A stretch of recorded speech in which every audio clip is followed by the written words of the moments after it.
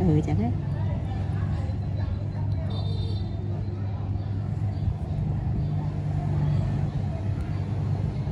Này này nó là mùi muối ấy.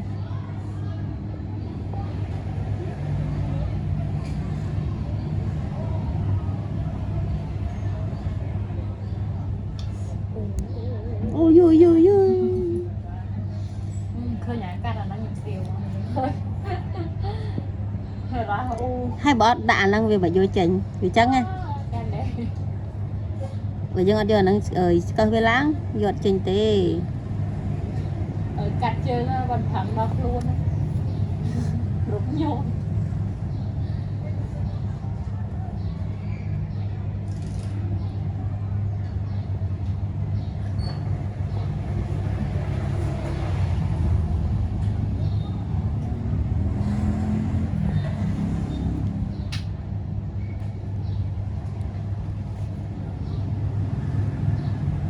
mới nhời cái đàn nê hả thì mà thua lục ô lọn thông thông đây thay tăng với những khoe chị kể mà bên nào thông đi vi á vì thay bị khoe luôn ai chơi để ta dân khoe cùi khoe bị mũ nó về mình nó co bị khối đằng lọn pong cái định lý thấy vì ta hao không để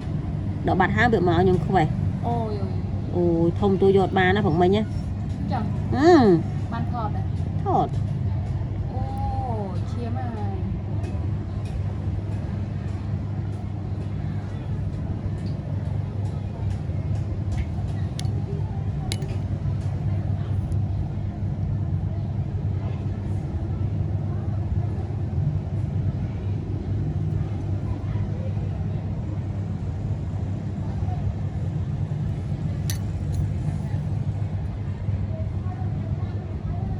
lan đẹp mà nó chuyện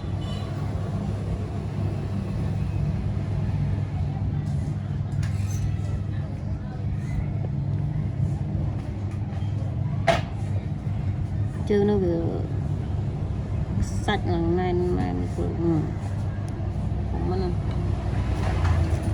được trình nhá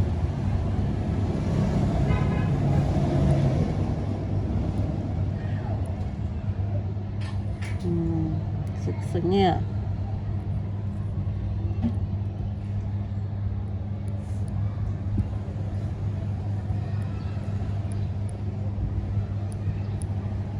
sạch cả sạch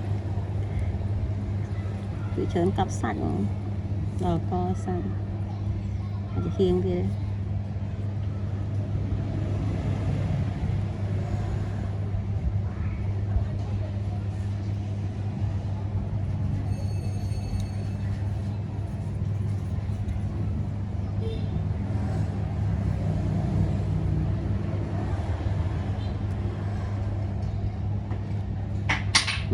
mày rồi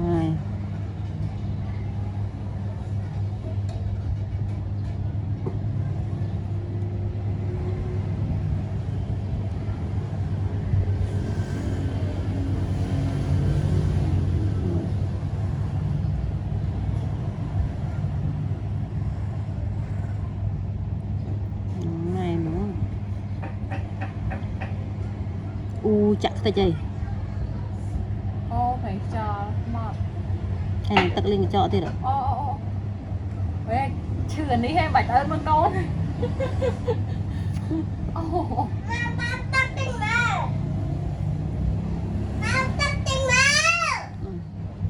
vấn đề chăm led nhỉ anh ấy nói chưa đấy